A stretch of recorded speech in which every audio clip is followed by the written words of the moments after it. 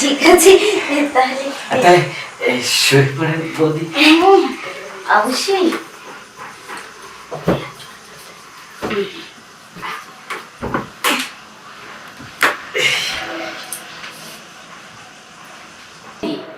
আসলাম, এভাবে যদি আপনি মন খারাপ করে থাকেন তাহলে কি ভালো লাগে? না না বৌদি, আসলে ব্যাপারটা সেরকম না, মন খারাপ না, এমনিতেই ভালো লাগে না বৌদি। বুঝি তো সবকিছু। আজকে দাদাবাবু কতদিন ধরে বাইরে গিয়ে আছে, এ মানুষ ছুটিতে আসে, দাদাবাবুর এখনো ছুটি পাচ্ছে না, তাই বুঝি মনটা খারাপ? আসলে খুব মিস করতেছি, যেটা সত্যি কথা। করবেন নাই কেন? হ্যাঁ, আমরা বাপু দুদিনও স্বামীকে ছাড়া থাকতে পারবো না। আর আপনি তো 2-2.5 বছর হয়েই গেল। বাবা, আপনার ভগবান অনেক ধৈর্য শক্তি দিয়েছে বৌদি। বৌদি, হুম। এই যে আপনি যে সংসার করেন, এই যে বললেন যে আপনি দুদিনও থাকতে পারেন, তো দাদা বাবু কি সেরকমই আপনাকে রেখে দুদিনও থাকতে পারে না? হ্যাঁ, আর বলেন না বৌদি, কি আর বলবো। এই যে আসছি, যে আপনার কাছে আসতেই তো দিবে না ঘর থেকে। আর এখন মনে করেন যে 5 মিনিটও আপনার সাথে বসে গল্প করতে পারবো না, চলে যেতে হবে আমাকে। কেন বৌদি, আসলেন তো মাত্র কিছুক্ষণ হয়েছে, এত তারা কিসের? আমার একা একা ভালো লাগে না, এই যে আপনি আসলে একটু কথাবার্তা বললে তাও একটু স্বস্তি লাগে। এখন তো প্রায় এই যে 12:30 বাজে বৌদি, একটু করে চানের সময় হয়ে গেছে। আর চান করার সময় আপনার দাদা যদি আমাকে না পায় তাহলে তো সবকিছু ভেঙে চুরে ফেলবে।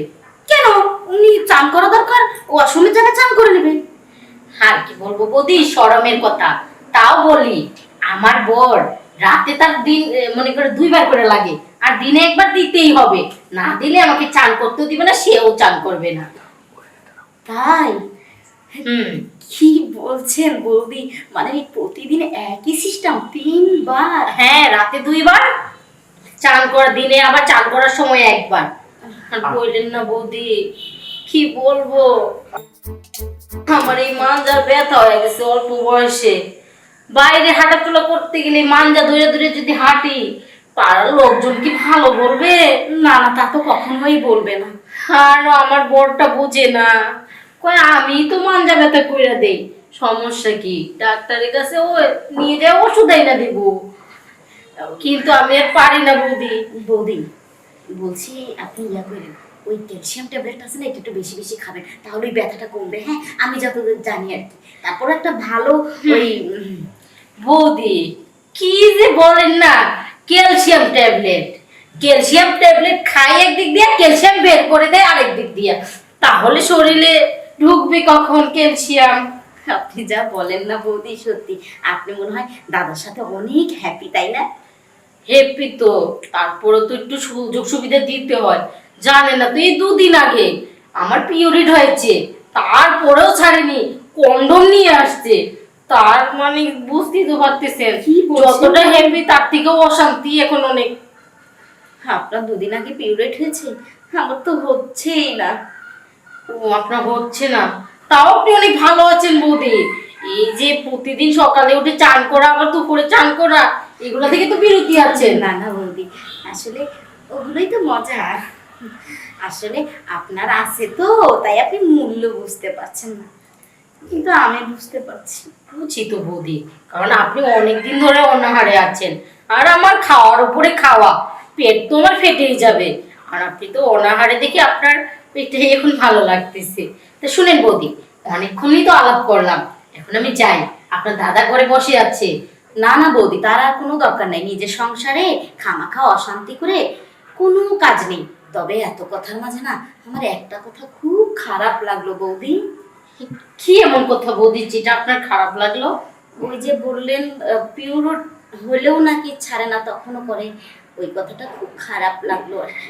ওই আর কি, মানে বললাম না যে বাজার থেকে প্যাকেট নিয়ে আসি, হ্যাঁ, এই কারণেই খেয়াল করবো, স্বামীর মন রক্ষা করতে হয়।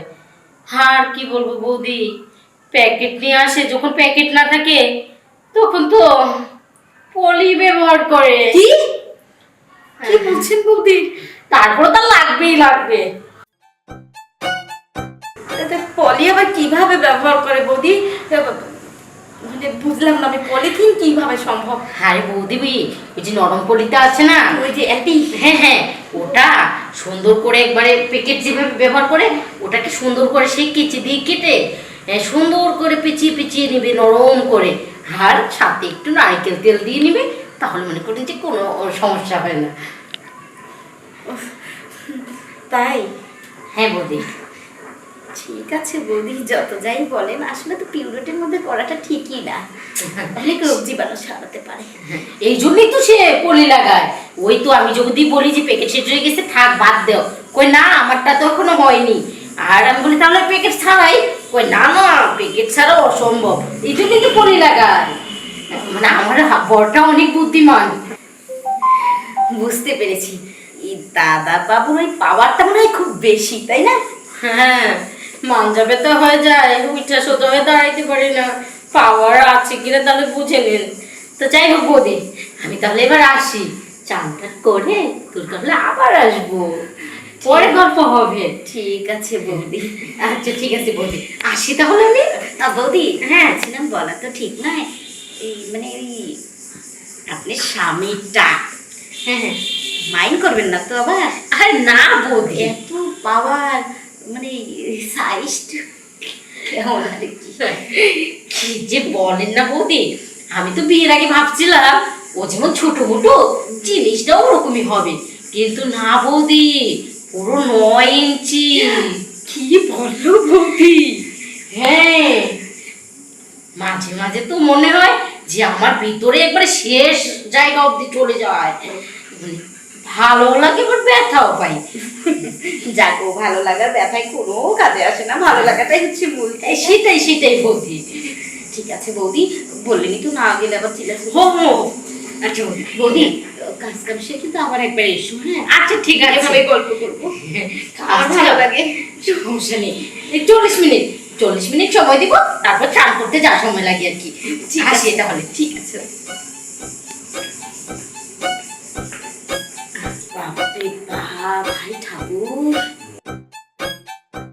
9 ইঞ্চি সর্বনাশ করেছে, তাও আবার প্রতিদিন 3 বার। শরীর ভালো না থাকলেও নাকি ছাড়ে না।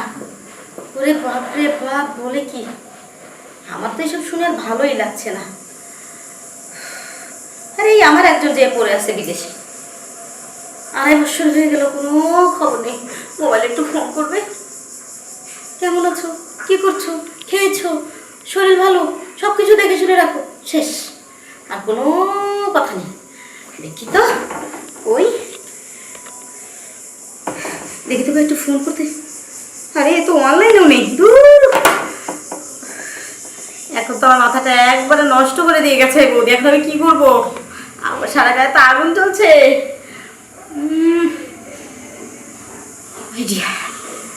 আমার বাড়ি তো কাজের ছেলেটা আছে, দেখি তো ও কোথায়, ওকেই ডেকে নিয়ে আসি, মনে হয় রান্নাঘরে গেছে।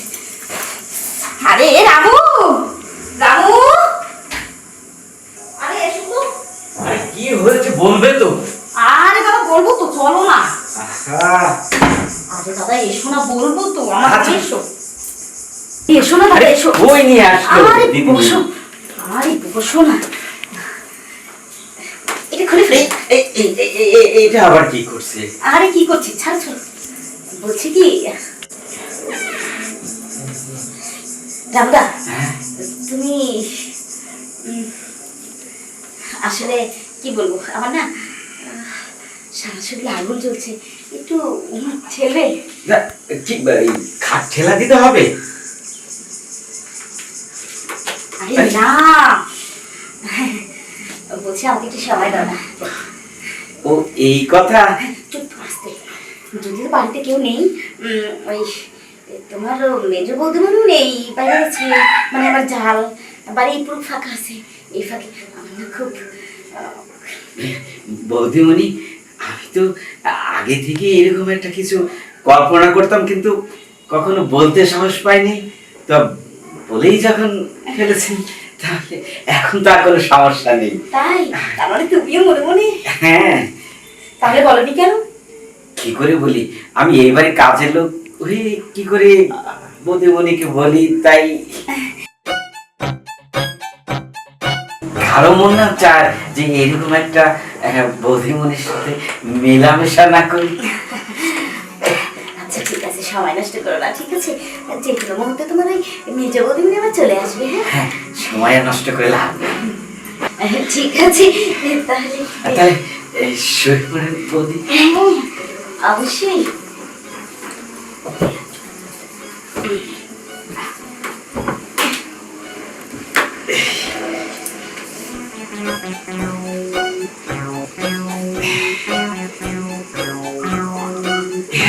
উফ,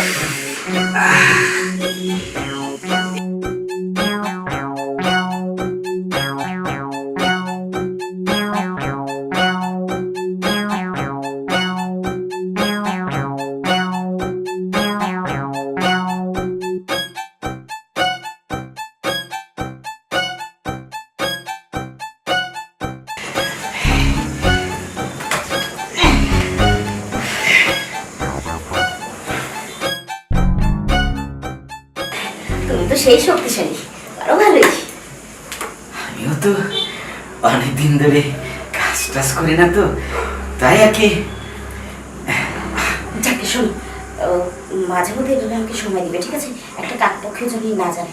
আর ওই তোমার বেতন টেতন সে আমি পুষিয়ে দেবো, ঠিক আছে? তুমি যখন বলছো বৌদিমণি, আমি তো দিদি বাহ, ভালোই দেখালে খেলাটা। তুই এখানে, তুই তো বাড়িতে ছিলি না রে? হ্যাঁ ছিলাম না, যদি না আসতাম তাহলে তো তোমাদের এই দৃশ্যটা দেখতে পারতাম না। কি দেখেছিস? আমি রামদার সঙ্গে কথা বলছিলাম তো। বাস বাস বৌদি বাস, অনেক হয়েছে।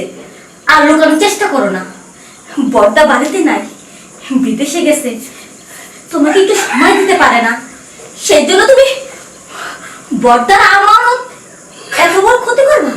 দিদিমণি, Shut up! তুই সামান্য একটা বাড়ির চাকর হয়ে কিভাবে দিদির দিকে হাত বাড়িয়েছিস বল? লজ্জা করে না? আরে তোকে তো আমি বাবার মতো শ্রদ্ধা করতাম, তুই তো আমার বাবার বয়সী। একটু লজ্জা করার একটা মেয়ের বয়সী দিদির সাথে। ছি! দিদিমণি, আমার ভুল হয়েছে। ভুল হয়েছে? বুঝতে পারিনি।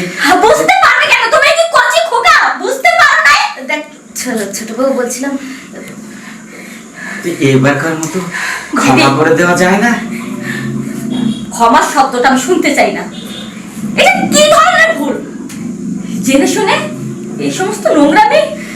আরে দিদি, আমি তো তোমাকে বড় বোনের মতো শ্রদ্ধা করতাম, সম্মান করতাম। ভেবেছিলাম এই বাড়িতে এসে তুমি আমার আপন বোনের চেয়ে বেশি।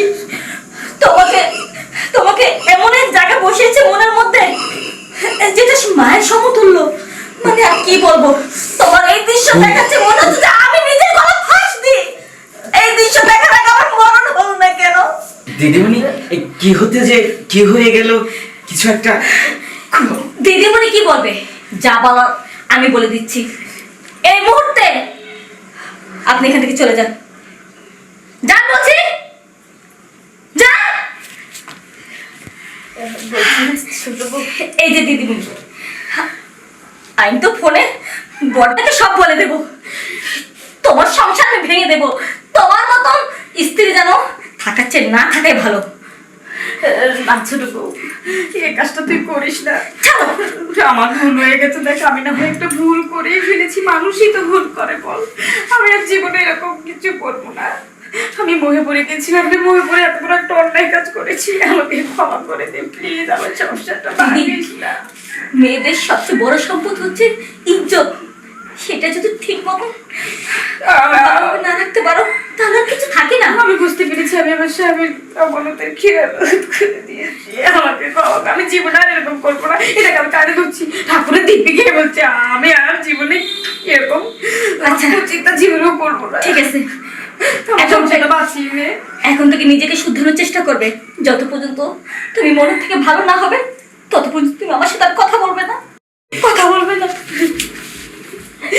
এটা আমি কি করলাম? সামান্য একটা মোড়ে পড়ে আমি সব কিছু শেষ করে দিলাম। নিজের ইজ্জতের কথা একবারও ভাবলাম না।